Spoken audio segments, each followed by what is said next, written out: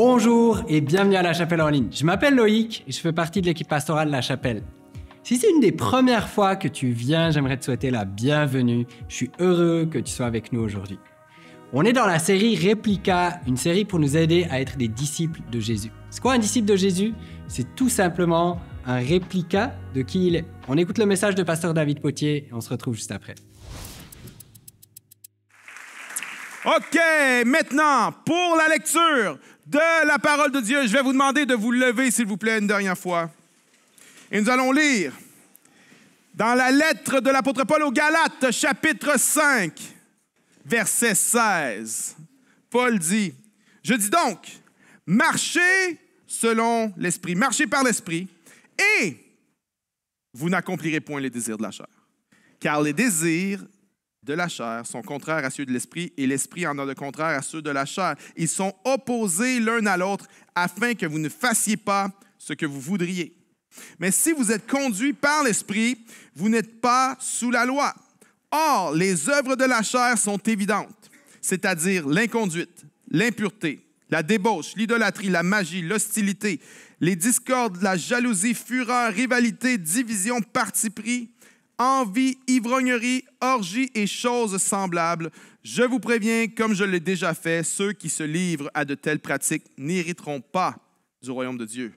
Mais le fruit de l'Esprit est amour, joie, paix, patience, bonté, bienveillance, fidélité, douceur et maîtrise de soi. Le titre du message d'aujourd'hui, c'est « Être comme Jésus ». Devenir, c'est pas être, c'est devenir. Ça, c'est la semaine passée. Être avec Jésus, le titre de cette semaine, c'est « Devenir comme Jésus ». Répétez ceci après moi. Dieu m'aime. Plus de conviction. Dieu m'aime. Mais il m'aime trop pour me laisser comme je suis. Encore. Dieu m'aime. Comme je suis, mais il m'aime trop pour me laisser comme je suis. Il veut me rendre comme Jésus. Maintenant, regarde ton voisin et dis, Dieu t'aime comme tu es, mais il t'aime trop pour te laisser comme tu es. Il veut te transformer à devenir comme Jésus. Hey, prenez place en présence de Dieu. Devenir comme Jésus. On est dans cette série Réplica et on a vu ensemble dans les dernières semaines qu'un disciple de Jésus, un réplica de Jésus, c'est quelqu'un qui s'engage à être... OK, aidez-moi, merci madame. Aidez-moi, OK. À être pour devenir, pour faire comme Jésus faisait. Et aujourd'hui, notre focus, c'est sur devenir comme Jésus, marcher selon l'Esprit et vous n'accomplirez pas les désirs de la chair. Il n'a pas dit « N'accomplissez pas les désirs de la chair » afin de pouvoir être digne de marcher par l'Esprit. Marchez selon l'Esprit et la conséquence, vous n'accomplirez pas les désirs de la chair. Est-ce que tu as déjà essayé de produire du fruit par toi-même? Par exemple, il y a une collègue de travail, mettons, tu n'es pas capable de la sentir, OK? Parce qu'elle a un don extraordinaire pour toujours parler d'elle. OK? Quand elle parle toujours d'elle. Et elle tape ses nerfs et tu t'es dit, mais là, ça n'a pas de bon sens, je ne l'aime pas. La Bible dit, aimez-vous les uns les autres. Il faut que je l'aime. Le fruit de l'Esprit, c'est l'amour. Alors, Seigneur, tu vas m'aider. Seigneur, lundi matin, je vais rentrer. Puis quand je vais rentrer cette fois-ci, ça va être différent et je vais l'aimer. Et dès que tu la vois dans le cadre de porte, il y a comme un dégoût qui rentre en toi. Ton amour vient de prendre le bord. Je ne sais pas si tu as déjà été stressé, puis là, tu te dis, il faut que je sois en paix. Tu es anxieux, mais il faut que je sois en paix. Alors, tu fais la paix intérieure. La paix intérieure. Là, tu fais, crap, ça marche pas. Je ne l'ai pas, la paix intérieure, ou bien la colère. Ça m'est arrivé dans une saison de ma vie d'être colérique. J'étais très stressé et j'essayais de gérer ça. Puis, je suis marié, alors je ne pouvais pas pogner les nerfs après ma femme, ça se fait pas. Je ne pouvais pas pogner les nerfs après mes enfants, ça se fait encore moins. Je ne pouvais pas pogner les nerfs après Dieu parce que je suis trop chrétien pour ça. Alors, je pognais les nerfs après la tondeuse. La tondeuse était devenue le bouc émissaire de tous mes problèmes. À chaque fois, puis quand je passais à la tondeuse, les enfants laissaient toujours traîner quelque chose. Un hockey, une affaire. Fait que là, je rentrais dans le truc, poc! Là, je me dis, oh, la tondeuse va être finie. Puis à chaque fois, la tondeuse réussissait à rester en vie, mais je me souviens d'une fois, c'était une journée que ça allait vraiment pas bien, une mauvaise semaine, puis là, j'étais en train de passer la tondeuse. Et à un moment donné, je me souviens plus ce que j'ai attrapé, mais ça a fait « toc ». Et là, j'ai fait « la tondeuse, la tondeuse ». Et là, ma femme m'a entendu dans la maison et elle a crié « David, calme-toi ». Et là, je prends la tondeuse et je me mets à tourner avec la tondeuse comme ça. La tondeuse, je pogne les nerfs. Et là, le voisin me voit faire ça. Il rentre dans la maison, apeuré. Il se dit, c'est un animal, celui-là. Je sais pas qu'est-ce qui va m'arriver. Je fais la tondeuse. Et là, je tourne et je lance la tondeuse et je vire la tondeuse à l'envers. Puis là, ma femme sort dehors. Calme-toi. Puis là, bien sûr, qu'est-ce qui arrive? T'sais, la honte te pogne. Tu fais comme, ouais, c'est ça, le fruit de l'esprit. Hein? La douceur. Hein? La maîtrise de soi. Alors là, je suis comme vraiment shameful. Puis là, je rentre dans la maison. Mais à cette époque-là, on avait un album de musique chrétienne pour enfants. Puis une des chansons, c'était sur le fruit de l'esprit. Alors moi, je rentre tout honteux, aucune maîtrise de soi. Puis je rentre dans la maison, puis la toune sur le fruit de l'esprit est en train de jouer. Ça fait « J'ai du fruit, le fruit de l'esprit, j'ai du fruit. » Moi, je suis là... l'esprit, j'ai du fruit. Le fruit de l'esprit, j'ai du fruit. Quand je suis gentil. Moi, je suis là, je n'ai pas de fruit. Je ne suis pas gentil, je n'ai pas de fruit. Déjà essayé ça? Il faut que je sois en paix, il faut que je sois aimant, il faut que je sois doux et calme, mais tu n'arrives pas à le faire parce que tu ne peux pas produire le fruit par toi-même. Tu t'es déjà senti bloqué? Bloqué à cause d'une douleur émotionnelle de ton passé, un abus ou quelque chose? Bloqué par une addiction, un comportement de dépendance? Bloqué, puis tu n'es pas capable de changer. C'est pas que tu ne veux pas changer, tu veux. Tu n'y arrives pas. C'est pas que tu n'essayes pas, tu essayes. C'est pas que tu veux pas, c'est pas que tu n'essayes pas, c'est que tu sais pas comment changer. Tu es bloqué. Bloqué par un pattern de colère, d'anxiété, d'amertume, de frustration, de jalousie, de médisance. Ce n'est pas que tu veux pas changer, ce n'est pas que tu n'essaies pas de changer, c'est que tu sais pas comment changer. Et la question, c'est est-ce qu'une transformation profonde est vraiment possible ou est-ce qu'on est condamné à de la transformation de surface? J'aimerais dire, la Bible enseigne que la transformation profonde est possible. Le mot « transformer » dans la Bible, dans le Nouveau Testament, c'est le mot « métamorpho ». C'est le mot qu'on a pris pour faire le mot « métamorphose ». C'est le processus par lequel une chenille devient un cocon et le cocon devient un papillon. Absolument que la transformation en profondeur, elle est possible. Mais la question, c'est, si elle est possible, pourquoi tant de croyants dans les églises en Occident sont pas capables de changer? Est-ce que c'est parce qu'ils ne veulent pas? Est-ce que c'est parce qu'ils n'essaient pas? Ou peut-être c'est parce qu'ils ne savent pas comment? J'aimerais te proposer que pour avoir un changement profond, il y a une seule façon pour changer profondément, de façon durable. Tu dois devenir un apprenti. Tu dois devenir un disciple de Jésus. Tu dois apprendre à marcher avec Jésus. Marcher par l'Esprit et, la conséquence, vous n'accomplirez pas les désirs de la chair. Marcher par l'Esprit et tu ne vas pas faire un fou de toi devant tes voisins en soignant la tondeuse. Tu comprends? Il y a beaucoup de mythes qu'on croit sur le changement dans l'Église. Beaucoup.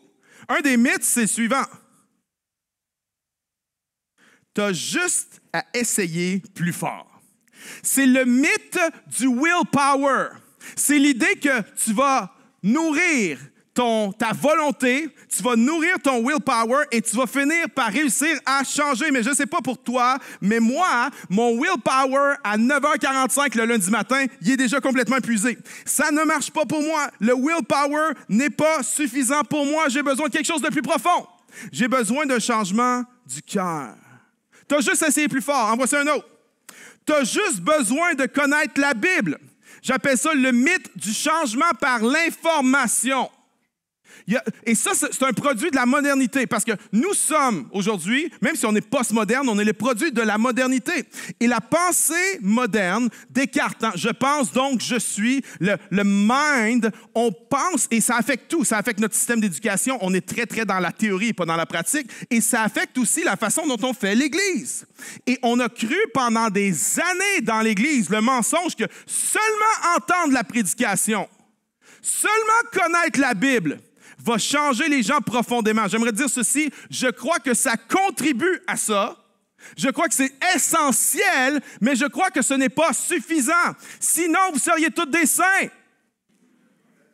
Vous avez entendu assez de sermons. Les miens, plus ceux de pasteur un tel, puis d'un autre pasteur, sur tel site, sur tel podcast, etc., etc. Ça prend plus que l'information. On a besoin d'une transformation. Voici un autre mythe. Tu as juste besoin d'une rencontre avec le Saint-Esprit. J'appelle ça le mythe du changement instantané. Maintenant, c'est pas que c'est faux. Tu as vraiment besoin d'une rencontre avec le Saint-Esprit. Tu ne peux pas changer sans la puissance du Saint-Esprit. Tu vas être incapable de changer en profondeur sans le Saint-Esprit.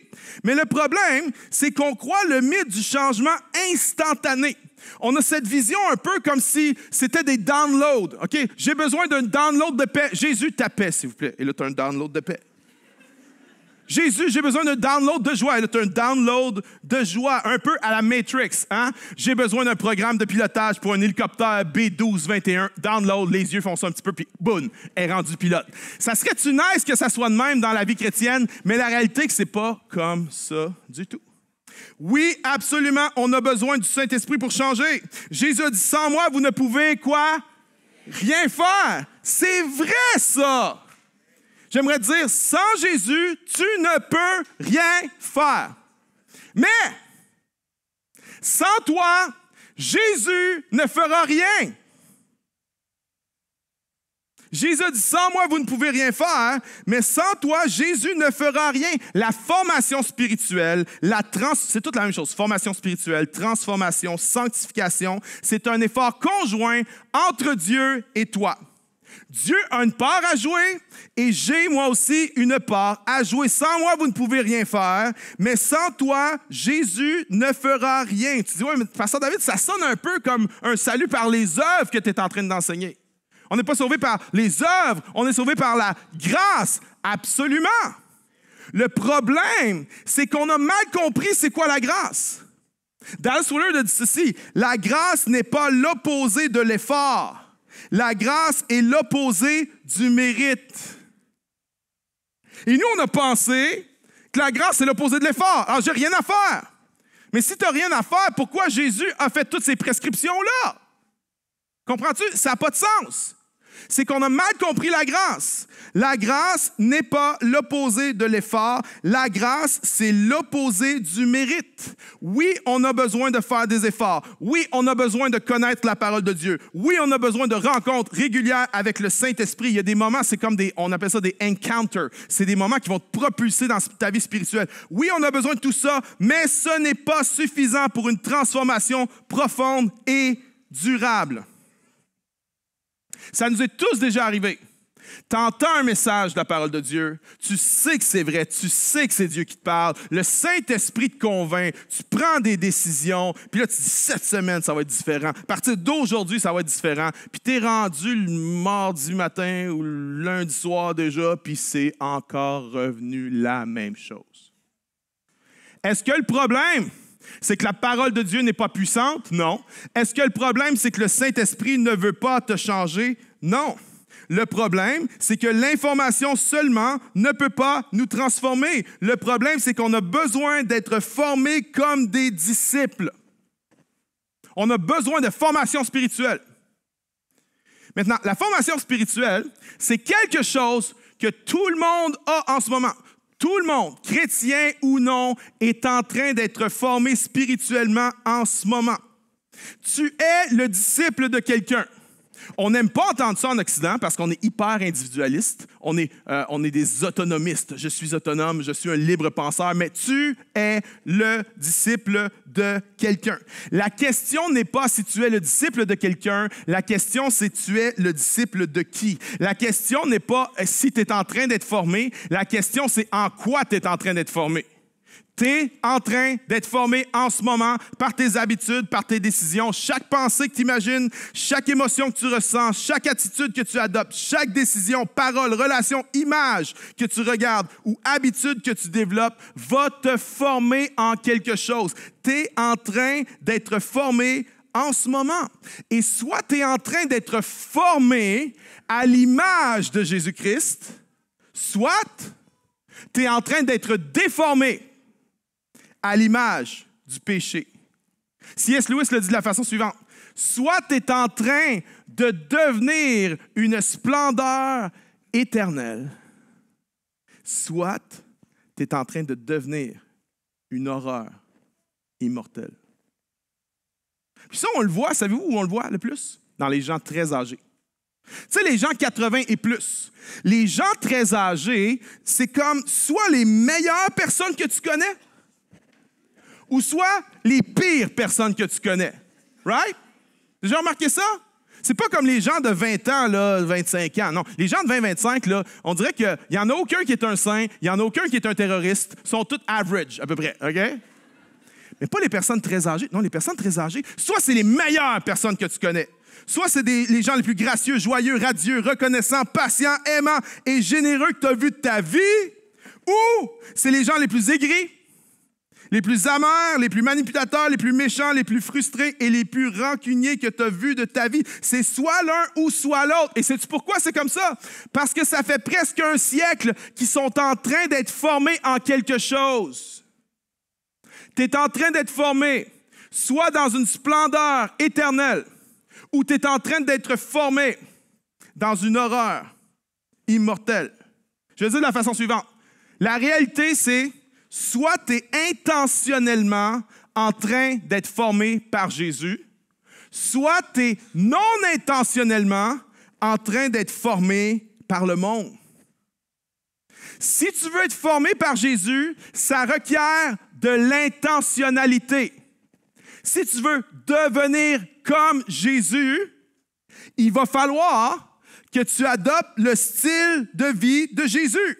Parce que ta vie est le résultat de ton style de vie. Alors, si tu veux le style de vie de Jésus, il va falloir que tu adoptes les habitudes, les rituels et les routines de Jésus. Parce que la vie de quelqu'un est le reflet de son style de vie. Par exemple, c'est la mode de courir, hein? Ici, dans le Myland, où est le bureau de la chapelle, ça court tout. Ça court. À Chambly, chez nous, ça court un peu moins, là, mais dans le Myland, ça court. Puis tu regardes ça courir, ce monde. Hey, c'est-tu beau, hein? Ils ont tous des petits trucs serrés, là. Puis ils ont tous l'air de des top modèles, un peu comme Pasteur Loïc, là. C'est-tu gênant? Puis là, ça court. Mais ça court pas, hein? Ça gambade. C'est comme des gazelles, là. Tu te dis, voyons, ils touchent même pas à terre. C'est-tu beau courir de même, tu sais? Moi, quand je cours, j'ai plus l'air de, je sais pas, une vache qui est en train de brouter dans les champs, je sais pas. Non, eux autres, c'est des gazelles. Ils courent, mon gars. Il y a de l'air des antilopes comme ça. Puis là, tu regardes ça, puis tu te dis, waouh! C'est-tu beau, hein? Ils sont pas maigres, ils sont fit, sont musclés. J'aimerais tellement ça, être comme ça. Et là, tu te mets à réfléchir au style de vie de ces gens-là. McDo? Non, pas trop souvent. Non. Non, c'est pas le style. Eux, ils ont une diète. Eux, ils courent, que ça leur tente ou que ça leur tente pas. Ils ont un style de vie. Et quand je regarde dans son style de vie, je dis, non, j'ai pas le goût de faire ça, moi. Ça me tente pas pantoute. Je vais continuer à courir comme une vache dans les prés. Je veux bien avoir de l'air d'une gazelle, mais je ne veux pas la diète d'une gazelle, je ne veux pas l'entraînement d'une gazelle et je ne veux pas me lever à tous les matins pour courir comme une gazelle. On veut bien avoir la vie, mais on ne veut pas toujours le style de vie. Je me souviens, mon fils avait 6 ans. Puis un dimanche, il me dit « Hey, papa, c'était bon ton message. » Je dis « Ah, merci, Zach. » Il dit « C'est fun. » Il dit c'est quoi qu'il faut faire pour être pasteur? Et là, je dis, il faut que tu ailles au collège biblique vraiment longtemps, il faut que tu lises beaucoup la Bible, puis il faut que tu... Puis là, il m'arrête, il fait, non, je ne vais pas faire ça, moi. Sa carrière de pasteur avait duré 5 secondes et quart, c'était fini. Pourquoi? Il voulait la vie, mais il ne voulait pas le style de vie. Dallas Willard dit ceci, généralement, les gens veulent par défaut ce qui est bon et important. Mais en même temps, ils ne veulent pas s'engager à un style de vie, à des pratiques qui va produire ce qui est bon. C'est la particularité du caractère humain qui explique pourquoi la route vers l'enfer est pavée de bonnes intentions. Nous avons l'intention de faire ce qui est bon, mais nous évitons la vie, la pratique qui en ferait une réalité. C'est tellement vrai, ça. Je ne sais pas s'il y en a qui écoutent des fois America Got Talent ou Britain Got Talent.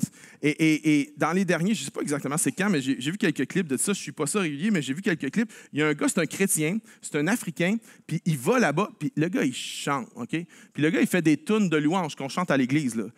Mais il ne performe pas. Le gars, il fait de la louange, il fait de l'adoration, puis tout le monde est comme ça. Quand il chante, tout le monde est comme ça. C'est comme si le ciel descend sur la terre quand...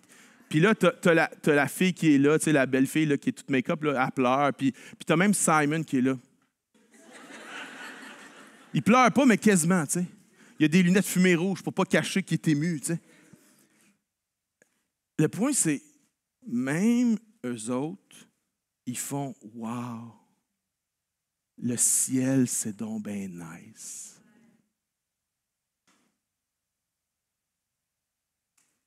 Mais ils ne veulent pas le style de vie qui va amener le ciel dans leur vie. Et souvent, on est comme ça avec Dieu, on est comme ça. On veut la vie de Jésus, mais on ne veut pas le style de vie de Jésus. Jésus a dit, je vous laisse ma paix, je vous donne ma paix. On vit dans une époque d'anxiété. OK? Tout le monde est anxieux maintenant. Avant, c'était juste 2-3 bizarres qui étaient anxieux. Maintenant, tout le monde est anxieux. Alors, tu lis ça, je vous laisse ma paix, puis tu dis, Amen. Oui, je veux la paix de Jésus. C'est ça que je veux, la paix de Jésus. Mais, tu es anxieux à ta job. Tu es anxieux à cause de tes factures. Tu es anxieux à cause de ton déménagement, de tes amis, de ta famille, de ton compte Instagram. Tu te dis, comment je peux être moins anxieux? Si tu veux avoir la paix de Jésus, il va falloir que tu adoptes le style de vie de Jésus. Si tu lis les évangiles, Jésus n'était jamais pressé. Jésus n'a jamais manqué un seul sabbat. Jésus vivait en communauté, Jésus aimait faire la fête, Jésus passait beaucoup de temps seul dans le silence, Jésus se levait tôt pour prier, Jésus passait beaucoup de temps à dormir. Je me dis, Alléluia, je veux être comme mon rabbin. Jésus ne manquait jamais une semaine à la synagogue. Jésus vivait simplement. Jésus était en paix. Il y en a qui disent, mais oui, il était Dieu, il était aussi homme. 100% homme. Il avait les mêmes défis que nous et j'aimerais te proposer, pas dur à prouver, qu'il y avait des plus grands problèmes que toi. Tu n'as pas été jusqu'à la croix. Jésus était en paix. Mais ça ne nous ressemble pas tout le temps. On est suroccupé, go. On a des addictions digitales. On achète des choses qu'on n'a pas besoin avec de l'argent qu'on n'a pas pour impressionner des gens qui ne nous aiment pas. On a une addiction à l'entertainment. On pense qu'on travaille trop. J'ai une autre théorie, moi. On ne travaille pas assez, on s'amuse trop. Puis là, je ne parle pas du gars workaholic qui ne prend jamais de congé. C'est pas de lui que je parle, OK? Je parle de nous autres, là. On est addict à l'entertainment et cette addiction nous draine émotionnellement, nous draine même physiquement. Mais sais-tu pourquoi qu'on ne s'en aperçoit pas? C'est parce qu'on a un constant flot de dopamine. À chaque fois qu'on fait ça, on est brûlé, mais on ne s'en rend pas compte. Et là, notre âme devient vide et sèche. Ça ne ressemble pas à la paix de Jésus. On n'a pas assez de silence, on ne respecte pas le sabbat, on ne dort pas assez, on ne fait pas assez d'exercice. Puis après ça, on se dit, mais pourquoi je n'expérimente pas la paix de Jésus? Pourquoi je suis anxieux? Je vais à l'église, j'ai prié, j'ai demandé à Jésus d'enlever mon anxiété et je suis encore anxieux. Pourquoi? Voici pourquoi. Parce que la paix de Jésus, c'est pas quelque chose qui va juste être downloadé comme ça, transféré comme ça. La paix de Jésus va venir si tu adoptes le style de vie de Jésus. Pour devenir comme Jésus, il faut que tu pratiques le style de vie de Jésus. Maintenant, c'est quoi ce style de vie-là? C'est ce qu'on appelle, on a décidé d'appeler ça à la chapelle, des pratiques transformatrices.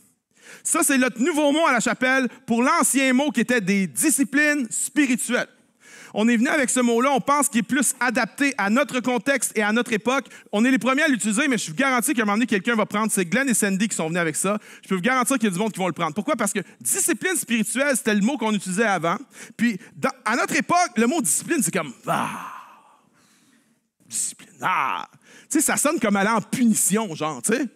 On n'aime pas ça. Discipline, discipline, on n'aime pas. Mais en prenant le mot pratique vient sous-entendre que tu vas devoir pratiquer. Le mot pratique vient sous-entendre que ce n'est pas quelque chose que tu vas maîtriser tout de suite comme ça. Tu vas avoir besoin de pratique. Pratique, et pourquoi transformatrice? Parce que transformatrice vient nous dire le but de. Quand je vais faire cette pratique-là, ça va me transformer. Alors, ça vient non seulement mettre un mot qui est inspirant, mais ça nous dit aussi le but du pourquoi on le fait, les pratiques transformatrices, les disciplines spirituelles. Alors maintenant, quand je veux dire pratique transformatrice, je parle de ça. Je parle des rythmes et des habitudes de la vie de Jésus de Nazareth. Et j'ai une liste qui est là à l'écran qui va apparaître. Ce n'est pas exhaustif, mais en voici quelques-unes. Le sommeil, le sabbat, le silence et la solitude, ralentir, la simplicité, la prière, le jeûne, la lecture des Écritures, la méditation, la confession, la communauté, la générosité, le service, la soumission, la louange, la célébration, tenir un journal et j'en passe. Ce n'est pas exhaustif. Quelqu'un aurait pu mettre faire une balade en nature. Parce que ça, c'est quelque chose qui te connecte avec Dieu. OK? Ce n'est pas une liste exhaustive, mais voici quelques-unes des pratiques transformatrices. Il y en a, ça fait longtemps que tu essaies de changer, puis tu n'es pas capable de changer. Tu essaies de changer, puis tu n'arrives pas à changer. Voici ce que j'aimerais te proposer ce matin. Il faut que tu arrêtes d'essayer. Il faut que tu arrêtes d'essayer et que tu commences à pratiquer. Arrête d'essayer et commence à pratiquer. La marche avec Jésus, c'est une pratique. J'ai grandi dans l'Église. Avantages et désavantages. Parce qu'en ayant grandi dans l'Église, quand je lisais le Sermon sur la montagne, je me disais, il faut que je l'aie parfaitement. Il faut être parfait. J'y arriverai jamais. J'avais jamais compris que le Sermon sur la montagne n'est pas seulement une série de commandements, mais c'est aussi des exercices à pratiquer. Jésus a mis l'accent sur la pratique dans son sermon. Il commence son sermon en Matthieu chapitre 5, verset 19. Regardez ce qu'il dit. Avant de dire quelques commandements que ce soit dans le Sermon sur la montagne, Jésus dit « Celui donc qui violera l'un des plus petits commandements et qui enseignera aux hommes à faire de même sera appelé le plus petit dans le royaume des cieux, mais celui qui le mettra en pratique et les enseignera, celui-là sera appelé grand dans le royaume des cieux. » Jésus introduit son sermon avec la notion de pratique. Maintenant, Jésus va terminer le sermon sur la montagne, dans le chapitre 7, verset 24, avec la notion de pratique. Ainsi, quiconque entend de moi ces paroles et les met en pratique sera semblable à un homme prudent qui a bâti sa maison sur le roc. La pluie est tombée, les torrents sont venus, les vents ont soufflé et se sont portés sur cette maison, mais elle n'est pas tombée car elle était fondée sur le roc. Jésus dit, c'est pas les paroles de Jésus qui fait qu'on est fondé sur le roc. C'est la pratique des paroles de Jésus qui fait qu'on est fondé sur le roc. Maintenant, regardez, 26. Mais quiconque entend de moi ces paroles et ne les met pas en pratique sera semblable à un homme insensé qui a bâti sa maison sur le sable. La pluie est tombée, les torrents sont venus, les vents ont soufflé et se sont abattus sur cette maison. Elle est tombée et sa ruine a été grande. Jésus a fini son sermon de même. Tu te dis, mais quelle mauvaise façon de finir un sermon, tu sais. Tu as une petite parole d'encouragement. Jésus dit, la pluie est venue, les torrents sont venus, les vents ont soufflé et se sont abattus sur cette maison. Elle est tombée et sa ruine a été grande. À la semaine prochaine. Voici où je vais attirer votre attention. Jésus a fait un sandwich ici. Il y a plein de prescriptions au milieu du sermon, mais il commence avec la notion de pratique et il finit avec la notion de pratique. Jacques, dans son épître, parle de pratique. Le sermon sur la montagne, c'est une description de la maturité en Jésus-Christ, mais Jésus ne s'attend pas à ce que tu sois déjà arrivé. Sinon, pourquoi il prendrait pour acquis dans son sermon que tu vas être tenté de convoiter la femme de ton prochain? Pourquoi il prendrait pour acquis que tu vas t'inquiéter, que tu vas être tenté de servir l'argent plus que Dieu, que tu vas être tenté d'haïr tes ennemis? Vois-tu, Jésus a enseigné ce sermon-là comme des exercices de pratique. Il est temps pour nous d'arrêter, d'essayer et de commencer à pratiquer. Tu ne vas pas l'avoir tout d'un coup. Tu ne vas pas être arrivé du jour au lendemain. Ça va prendre de la pratique. Notre problème, c'est qu'on ne pratique pas. Notre problème, c'est qu'on veut gagner la Coupe Stanley, mais on ne va jamais aux pratiques de l'équipe. Il y en a, tu n'as même pas de patin. Mais tu veux gagner la Coupe Stanley. Tu n'as même pas de patin. C'est comme un enfant qui commence à jouer du piano, qui est première fois. Puis là, tu te dis, Billy, tu vas me jouer la 5e symphonie de Beethoven. Ah ouais, mon petit homme. Et là, Billy fait, pas capable. Alors là, tu dis à Billy, Billy, essaye plus fort. Vas-y, mon petit homme. Pas capable. Billy va dire, je ne peux pas. Tu dis, OK, Billy, voici ce qu'on va faire. On va prier pour le miracle. Penche ta tête, Billy. In Jesus' name, je prie que le Saint-Esprit de Dieu tombe sur toi pour que tu sois capable de jouer la 5e symphonie de Beethoven. Puis mettons que Dieu le fait. Tout à coup, Billy fait... Il fait, OK. Le problème avec ça, c'est que la prochaine fois que tu vas lui demander de la jouer, il va avoir besoin d'un autre miracle. Puis la prochaine fois, il va avoir besoin encore d'un autre miracle et d'un autre miracle et d'un autre miracle. Peut-être que Billy a besoin de quelque chose d'autre. Peut-être que Billy a besoin de pratiquer. Et après 1 mois, 6 mois, 1 an, 2 ans, avec la pratique, Billy va commencer à jouer la 5e symphonie de Beethoven. Vois-tu, le problème, ce n'est pas que Billy ne peut pas jouer Beethoven. Le problème, c'est que Billy ne peut pas encore jouer Beethoven. Puis il y en a, tu as besoin de comprendre ça. C'est peut-être que ce n'est pas que tu n'es pas capable de. C'est que tu n'es pas encore capable de. Parce que tu as besoin de pratiquer. Il y a des choses qui ne viennent que par la pratique. On doit pratiquer. Comment on pratique? On pratique à pratiquer les pratiques transformatrices de Jésus. Alléluia. Et quand tu fais ça, quand tu pratiques ces pratiques-là transformatrices, ce que ça fait, c'est pas... Les gens pensent, OK, mais c'est parce que tu vas développer ton willpower. Oui, c'est vrai, mais c'est pas ça le deal. C'est pas ça le vrai truc. C'est que quand tu vas pratiquer ces pratiques transformatrices-là, ce que tu fais, c'est que tu crées de l'espace dans ta vie. De l'espace, pourquoi? Pour être avec Jésus. Et non seulement tu crées de l'espace, parce que, OK, quand tu crées de l'espace pour être avec Jésus, tu deviens comme Jésus. C'est une question d'espace. Les pratiques transformatrices créent de l'espace dans ta vie pour te permettre d'être avec Jésus, mais ce n'est pas seulement ça. Les pratiques transformatrices donnent la permission au Saint-Esprit de venir faire une œuvre profonde en toi. La promesse d'Ézéchiel 36. Je vous donnerai un esprit nouveau. Je mettrai en vous un cœur nouveau. Et je ferai en sorte que vous pratiquiez mes prescriptions et mes ordonnances. C'est un nouveau cœur. Mais il faut que tu donnes la permission à Dieu. Et donner la permission au Saint-Esprit de te donner un nouveau cœur, de changer ton cœur, c'est pas juste quelque chose qui fait « OK, je suis ouvert, Seigneur, vas-y ». Oui, ça commence par là. Mais ça se concrétise bien plus profondément quand tu décides de pratiquer les pratiques transformatrices de Jésus. Là, tu es en train de donner donner la permission au Saint-Esprit d'aller en profondeur en toi et de changer ton cœur. Alors, d'un côté, tu crées de l'espace pour être avec Jésus, et quand je suis avec Jésus, je vais devenir comme Jésus, mais de l'autre côté, tu donnes une autoroute haute vitesse, fibre optique, je ne sais pas quel truc, au Saint-Esprit pour venir accéder à ton cœur et changer ton cœur. Amen.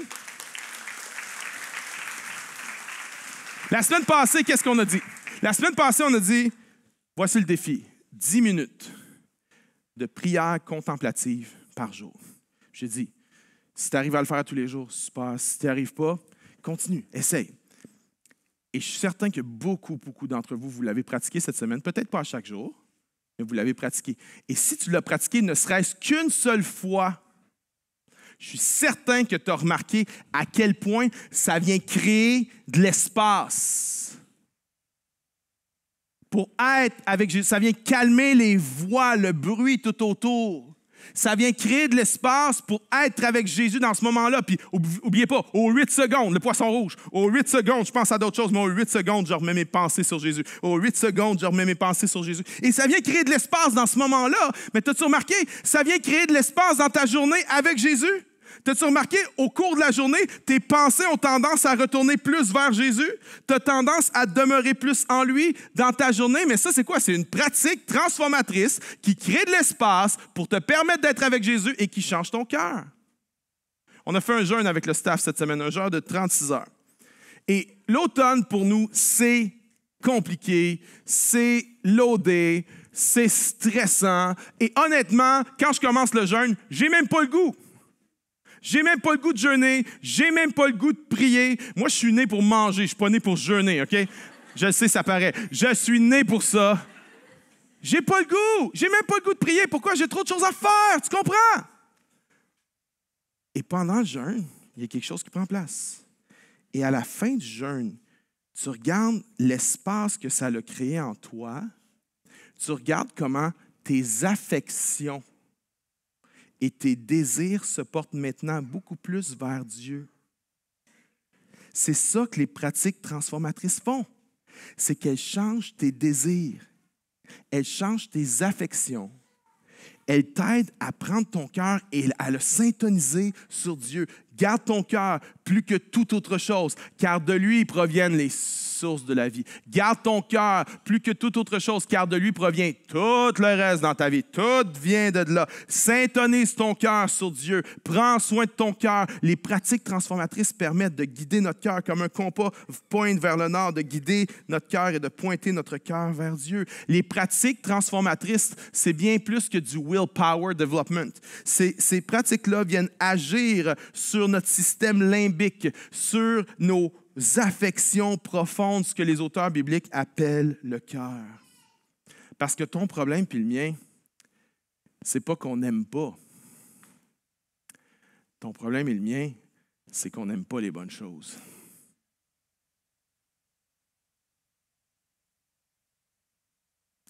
Mais quand je fais les pratiques, c'est pas une culpabilité, là. Il faut que je prie. Non. Il faut que je prie. Non. Arrête de dire ça. Arrête de penser ça. Il ne faut pas que tu pries. Tu as le privilège de prier. Il ne faut pas que tu pries. Tu as le privilège de prier. Il faut que je lise ma Bible. Non. Tu as le privilège extraordinaire d'avoir accès à la parole de Dieu, d'avoir une copie imprimée entre tes mains. Imprimée entre tes mains. Tu as le privilège extraordinaire de... C'est pas « il faut que je lise ma Bible ». Non, c'est quel privilège j'ai. C'est des outils. Le but de lire la Bible, c'est pas de lire la Bible. Le but de la prière, c'est pas la prière. Le but du silence, c'est pas le silence. J'ai entendu un prêtre qui disait « Ah, même si Dieu n'existerait pas, là, le silence en lui-même est tellement beau. » Non, je suis comme moi, non. Si Dieu n'existe pas, moi, je suis comme l'apôtre Paul. Mangeons et buvons, car demain, nous mourrons. Moi, je suis là. Laisse faire ton silence si Dieu n'existe pas. Non! Le but du silence, pas le silence. Le but du silence, c'est d'être avec Jésus. Le but de la prière, c'est d'être avec Jésus. Le but des Écritures, c'est d'être avec Jésus pour devenir comme Jésus. Créer de l'espace. Parce que nos habitudes viennent former nos désirs, viennent forger nos désirs. On le voit, par exemple, avec le magasinage. N'as-tu des magasineux ici? Des magasineuses. Ça, c'est l'anti-moi. J'haïs ça, magasiner. Je magasine une fois aux 3 ans. Et c'est quand j'ai trop de plaintes par email sur mes vêtements de la part des gens de l'Église que je vais magasiner. Fait que ça n'arrive pas souvent. Tu ne peux pas être plus anti-magasinage que moi, mais à un moment donné, il faut ce qu'il faut. Alors, j'y vais une fois par 2-3 ans. Puis là, quand j'y vais, hey, je ne veux pas revenir ici. On y va, on en met. Tu ne peux pas être plus anti-magasinage que moi. Et même moi, quand je me mets à le faire, j'achète toujours 3-4 affaires que je n'aurais pas dû acheter. Pourquoi? Parce que nos habitudes forment nos désirs. C'est vrai pour le magasinage. Plus tu en as, plus tu en veux. C'est vrai pour la poutine. Plus tu manges la poutine, plus tu veux poutiner. Plus tu regardes Netflix, plus tu veux Netflixer. Plus tu regardes la porno, plus tu veux en regarder. Plus que tu fais de médisance, plus que tu veux faire de médisance. Parce que les proverbes disent que la médisance, c'est comme des friandises, c'est comme des bonbons qui descendent directement dans les entrailles. Vois-tu, ce que tu manges, ce que tu bois, ce que tu fais avec ta sexualité, le fun que tu as, c'est pas seulement des choses que tu fais. Ces choses-là ont un impact sur ton cœur. Mais la bonne nouvelle, c'est que par la puissance du Saint-Esprit, tu peux prendre soin de ton cœur. Tu peux prendre soin de ton cœur pour l'orienter, ses affections, ses désirs, ses rêves, ses affections pour Dieu, ses désirs pour Dieu, ses rêves pour le royaume de Dieu, pas pour le royaume de Dieu David, Dieu, non, pour le royaume de Dieu. Que je sois sur le spotlight comme Jean-Baptiste à prêcher à des foules ou que je me retrouve complètement dans l'ombre parce que j'ai dit « Voici l'agneau de Dieu qui ôte le péché du monde », que mes affections, mes désirs, mes rêves vont se tourner vers le royaume de Dieu, pas bâtir mon royaume à moi. Tu as l'autorité, par la puissance du Saint-Esprit, d'orienter ton cœur vers Dieu et vers les choses de Dieu. C'est à ça que ça sert les pratiques transformatrices. Mais, voici avec quoi je termine. Il faut que tu comprennes une chose. C'est un processus. Si les musiciens peuvent revenir, s'il vous plaît. C'est un processus. Ça n'arrive pas tout d'un coup. Maintenant, il y en a qui se disent, je ne sais pas. Moi, quand je regarde autour de moi, là, j'ai l'impression qu'il y a 2 sortes de chrétiens. Il y a les chrétiens qui ça arrive tout d'un coup, là, puis il y a les autres. Je ne sais pas pour toi, mais moi, je suis dans la gang des autres. Je ne suis pas dans la gang des tout d'un coup. Tu sais, tu regardes le témoignage de quelqu'un, puis là, ah oui, il prenait de la drogue, puis il vendait de la drogue à l'âge de 5 ans, et il a fait une tentative de meurtre sur sa mère à l'âge de 3 ans, et puis là, tout a changé. Tu fais, wow! Lui, c'est arrivé tout d'un coup. Mais moi, c'est pas comme ça. Écoute bien ce que je veux dire. La transformation, la formation spirituelle, c'est graduel pour tout le monde. Tout le monde. C'est comme la croissance physique d'un enfant. Lorsqu'un enfant va croître, OK, ça va être lent, ça va être incrémentiel et ça va être long. Mais il peut y avoir des périodes où on appelle ça des poussées de croissance. Tu sais, il se lève le matin puis son pyjama, il va ici. Ou bien il se lève le matin puis ton grand, il se met à parler comme ça. Ah! C'est des poussées de croissance. Alors, quand tu regardes à quelqu'un, tu dis, lui, c'est arrivé tout d'un coup, j'aimerais te dire, non, c'est pas arrivé tout d'un coup. Il y a eu une poussée de croissance. Mais ce n'est pas la norme. Il y a des poussées de croissance dans la vie. Il y en a quoi? 3, 4, 5? Mais la normalité, c'est que c'est une croissance lente, incrémentielle et progressive. Et toute ta vie chrétienne, généralement, va être là. Oui, il y a des poussées de croissance. Oui, il y a des accélérateurs de croissance. Ça s'appelle la souffrance. So, je ne suis pas pressé d'aller là, moi. Mais j'en ai vécu de ces moments-là, puis je peux te dire que c'est vrai que c'est un accélérateur de croissance. Mais la vie chrétienne normale, c'est pas une poussée de croissance. Alors, regarde pas la poussée de croissance de quelqu'un et dis « Ah, lui, c'est arrivé comme ça, puis moi, ça arrive pas de même. » Et après ça, tu te mets à te demander « Ben est-ce que j'ai vraiment la foi? Est-ce que ça marche vraiment, la foi? Est-ce que j'ai vraiment le Saint-Esprit? Est-ce que Dieu m'aime moi? Pourquoi moi, je change pas? Pourquoi moi, je suis pas capable de changer? » Ce que tu as besoin, c'est d'apprendre à être un disciple. Tu as besoin de commencer à pratiquer, d'arrêter d'essayer et de commencer à pratiquer. Tu sais quoi la différence entre une ceinture noire au karaté et une ceinture blanche au karaté? C'est peut-être au judo, je ne sais pas. Au judo. Ceinture blanche, oui. OK. Au judo. La différence entre une ceinture noire et une ceinture blanche, c'est qu'une ceinture noire, c'est une ceinture blanche qui n'a jamais lâché. C'est juste ça. Arrête d'essayer. Commence à pratiquer. Commence à faire de l'espace. Regarde pas à quelqu'un et dis « Oh, lui, là, c'est venu tout d'un coup. » Non, c'était une poussée de croissance. Et je peux te garantir une affaire. Si tu mets la loupe sur la vie de cette personne-là, tu vas voir qu'il y a eu une poussée de croissance, puis il y a eu comme une affaire, 2 ou 3 affaires qui sont parties comme ça, puis c'est fait. Mais si tu mets la loupe attentivement, tu vas te rendre compte que en plus des 3, 4, 5 affaires qui sont parties comme ça, il y a 3, 4, 5 affaires qui n'est vraiment pas capable de se débarrasser. Tu ne vis pas avec. Demande à sa femme, elle le sait. Puis en plus des 3, 4, 5 affaires qui n'est pas capable de se débarrasser, je pourrais te dire qu'il y a 3, 4, 5 autres affaires qui n'est même pas conscient que c'est là, mais que ça fait Schneider tout le monde. C'est un processus. Si tu ne comprends pas que c'est un processus, que c'est incrémentiel et que tu dois apprendre et t'engager à pratiquer, il y a 2 choses qui peuvent arriver. La première qui peut arriver, c'est que ce que beaucoup de chrétiens font, tu vas capituler pour une vie chrétienne de médiocrité. Tu vas dire, je suis de même, mon père était de même, qu'est-ce que tu veux? Au moins, je suis, I'm washed in blood. Au moins, je suis sauvé, merci pour la grâce, Seigneur. Je vais toujours rester comme ça, jusqu'à temps que tu reviennes, mais merci pour la grâce. Tu vas capituler devant une vie de médiocrité. Ça, c'est une option. C'est ce que plusieurs font. Mais voici l'autre. Et je trouve qu'elle est encore plus tragique. C'est que l'autre chose qui peut arriver si tu ne comprends pas que c'est un processus, c'est que tu vas te décourager, puis tu vas lâcher.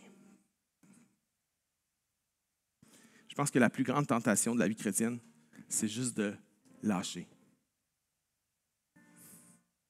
Il y a un chrétien qui est venu me voir, un jeune chrétien qui est venu me voir il y a quelques semaines, puis il était découragé. Pourtant, moi, je vois tellement un bel élan dans sa vie, mais lui, il était découragé. Puis ça a duré 1 ou 2 semaines, puis j'essayais de l'encourager, mais je n'étais pas capable de cibler ce qu'il vivait, je n'étais pas capable de l'aider. Puis à un moment donné, il était arrivé au bout de 2 semaines, puis il était différent. J'ai dit « Hey, qu'est-ce que ça va? Qu'est-ce qui s'est passé? » Il dit « Je me suis rendu compte que l'ennemi me faisait croire que je n'aimais pas Jésus parce que je tombais. »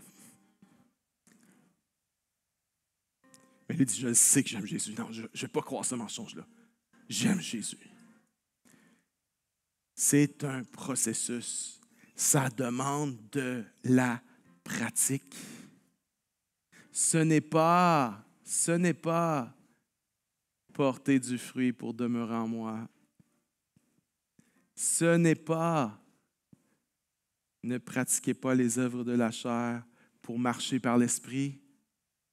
C'est demeurer en moi et vous porterez beaucoup de fruits. Marchez par l'esprit et vous n'accomplirez pas les œuvres de la chair. Être avec Jésus pour devenir comme Jésus. Pratiquer les pratiques transformatrices de Jésus pour devenir comme Jésus. À la gloire du Père, dans le nom de Jésus. Et toute l'Église dit Amen. Hey, si tu veux devenir comme Jésus, applaudis-le fort ce matin. Vas-y, tu peux l'acclamer.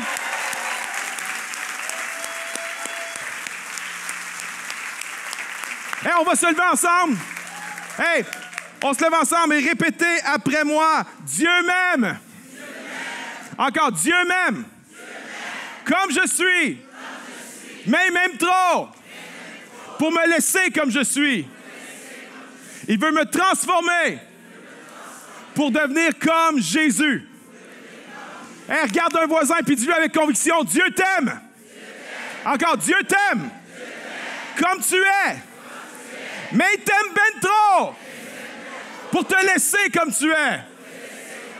Il veut te transformer pour que tu deviennes comme Jésus. Regarde ton deuxième choix de l'autre bord, dis-lui ça. Dieu t'aime comme tu es, mais il t'aime ben trop pour te laisser comme tu es. Il veut te transformer à l'image de Jésus. Et que tous ceux qui le veulent applaudissent une dernière fois le Saint-Esprit, Jésus-Christ, celui qui nous transforme.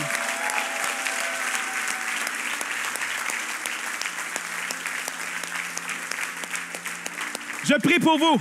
Seigneur, nous sommes ici et nous voulons que tu nous apprennes à être avec toi pour devenir comme toi. Être avec toi pour devenir comme toi. Et aide-nous à pratiquer. Aide-nous, Seigneur, à ne pas se décourager. Aide-nous à voir ça comme des opportunités extraordinaires de faire de l'espace pour être avec toi. Et quand on est avec toi, on devient comme toi. Et aide-nous à voir à quel point, lorsqu'on fait ces pratiques-là, ça donne la permission à ton Saint-Esprit de venir nous transformer. Que ton nom soit béni. Que ton nom soit béni. Aide-nous à devenir comme toi. Je prie pour ceux qui sont découragés. Je prie que maintenant, ton Saint-Esprit vienne frapper à la porte de leur cœur et leur dire, tu ne lâcheras pas, tu n'abandonneras pas, tu vas essayer, tu vas arrêter d'essayer, d'essayer et tu vas commencer à pratiquer. Arrête d'essayer et commence à pratiquer. Dans le nom de Jésus. Amen. Amen. Maintenant, on va chanter, on va faire de la louange. C'est quoi la louange? C'était sur la liste. C'est une pratique transformatrice. C'est quoi le but? C'est pas de mettre de l'espace, c'est pas de juste remplir la réunion. C'est quoi le but? C'est de créer de l'espace pour être avec Jésus. Et quand on est avec Jésus, on va devenir comme Jésus. Alors, si tu veux être avec Jésus dans ce moment-là, chante pas sur le bout des lèvres. Et le chant est tellement approprié, ça dit « Viens réveiller mon âme, ô Dieu. Viens réveiller. » On va chanter avec nos tripes, avec tout ce qu'on a. On va être avec Jésus pour devenir comme Jésus. C'est parti. J'ai trop longtemps porté un fardeau bien caché. Tu ne m'as pas appelé pour seul le porter. J'entends ton invitation à m'abandonner.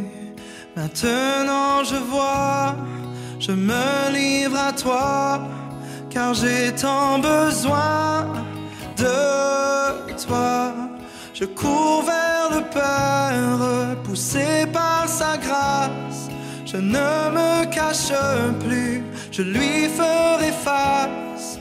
Viens réparer mon cœur, viens penser mon âme. C'est vers le Père que je cours encore et encore et encore et encore.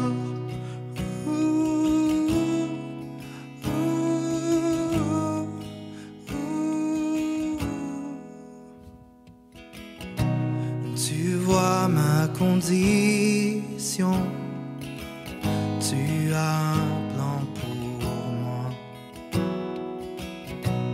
Ton Fils, ma rédemption, payé sur la croix. Je n'ai pas d'explication devant cet amour. Je ne comprends pas, je ne saisis pas, mais j'ai tant besoin de toi. Je cours vers le Père, poussé par sa grâce. Je ne me cache plus, je lui ferai face. Viens réparer mon cœur, viens penser mon âme. C'est vers le Père que je cours encore et encore et encore et encore. Oh, oh, oh, et encore et encore et encore. Oh, oh, oh,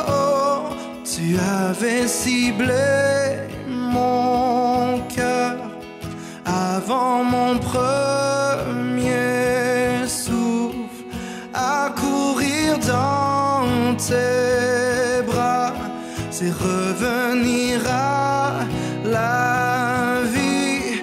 Et mon cœur s'emballe au fond de moi, ta grâce m'attire à toi. Tel que je suis, tu me conduis. Oui, j'ai tant besoin de toi. Je cours vers le Père, poussé par sa grâce. Je ne me cache plus, je lui ferai face. Viens réparer mon cœur, viens penser mon âme. C'est vers le Père que je cours encore et encore. Je cours vers le Père, poussé par sa grâce. Je ne me cache plus, je lui ferai face. Viens réparer mon cœur, viens penser mon âme. C'est vers le Père que je cours encore et encore et encore et encore. Oh, oh, oh, et encore et encore et encore. Oh, oh, oh, et encore et encore et encore.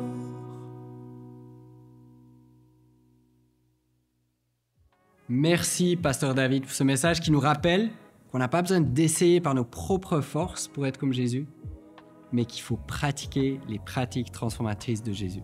Cette semaine, prenons un temps pour rester dans le silence avec Jésus, pour lire la parole, ouvrons la porte au Saint-Esprit pour qu'il agisse en nous. Si tu veux continuer à vivre la communauté de l'Église en ligne, tu peux le faire en te joignant à notre After tous les lundis à midi. Tu trouveras le lien pour te connecter sur notre site web.